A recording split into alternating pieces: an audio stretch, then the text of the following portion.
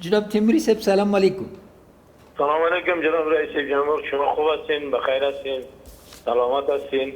بخیر باشین. من میخواستم اول مبارکی بتون تانیده از شجاعتتان، از رادمردیتان ابراز سپاس کنم. از خداوند جل شانه و شفای عاجلتان بخوایم و اگر هر چیز ضرورت باشه من در خدمتتان هستم. تشکر جلال الله محترم رئیس جمهور. این وطن ما است، این حیثیت ما است، آبروی ما است. ما من حیث یک عسکر خدمتگار در این وطن در کنار شما خدمت خواهیم کرد و ما در خدمت شما هستیم.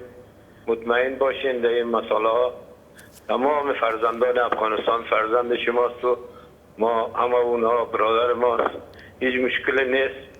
و در اینجا در شفاخانه هستیم. دکتر طیبه گفتن یک طرف نقل داده شود، همینجا یک توجهتان میخواهیم. ما در خدمت هستیم، هیچ مشکل نیست. جلال الله محترم رئیس جمهور. هزار دفعه جناب صاحب عبدالرحیم امروز مشیشتن رئیس دفتر شورای امنیت ملی انتقال تانه بر جایی که از نگاه شرایط صحی از اونا مساعد باشه ترتیب میکنند. بازم شفایتان میخوایم، از شجاعتتان، از سربازیتان و از همتتان. همه مردم تخار هم ما مدیون هستیم، خود شفایتان میخوایم. بخیر باشین جناب تیموری صاحب. ما خدمتگارتان. خواهش میکنم. سلام علیکم. سلام علیکم. سلام علیکم. جناب کرزی صاحب سلام علیکم. و علیکم السلام رئیس صاحب محترم. انا لله و انا الیه راجعون. د شهید صدیق خان کرزی تسل در کوم ټول افغانستان په عام توګه او په خاصه توګه تاسې غم کې شریک کیو، خدمت کیو. د واقعا د افغانستان سپېڅلی منصبدار ځوان او دنم دتم ډېرې هیلې درلودې. نن تاسو ته ټولې محترمې کورنۍ ته د قندهار ټول اوچت ولس ته زه تسل درکوم. سخته اختر ورځ ده او تاسو په غم کې زه شریک یم. هر امر خدمت چیزم خدمت کیم جناب عبدالحمید خان. کور ودان مننه بچی دی خانه آباد خدای پاک سرلوړي لره آباد وسه. بس کور ودان ستاسو زړه، ستاسو صحت، ستاسو ویاړ او ستاسو شته موږ ته هغه څه دي چې مثال د ټول افغانستان لپاره. بس ډېره مننه کوو. ډېر کور ودان خدای مستاته جناب عبدالحمید خان. دغه ته جناب صاحب عبدالرحیم زای ما سره کېناستلی د محب صاحب د دفتر رئیس ده د شورا د امنیت نه. بیا هغه کارونه چې دوی ترفیع دپاره او کورنۍ ته د رسیدګي دپاره په کار دي دوی به در سره تعقیب کړي.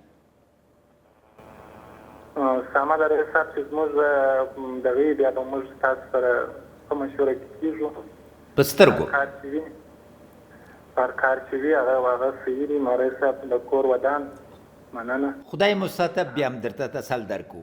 په خیر اوسئ صاحب. سلام علیکم. سلام علیکم جناب دکتر صاحب کوشن. سلامت باشه جناب رئیس جمهور، خدا شما را زنده داشته باشه.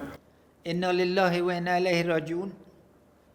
شهادت نعمت الله خان به شما، به تمام خانواده، به تمام مردم افغانستان تسلیت میگم.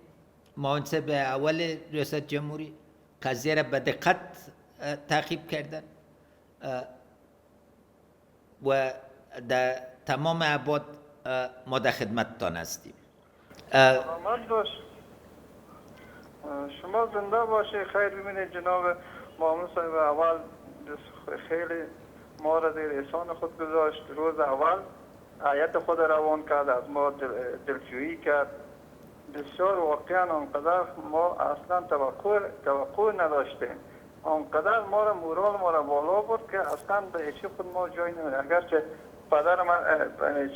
پسر من نصرت الله کوهشان دیگه زنده نمیشه و شهید شد، ولی معاون صاحب اول برای ما بسیار احسان گذاشت.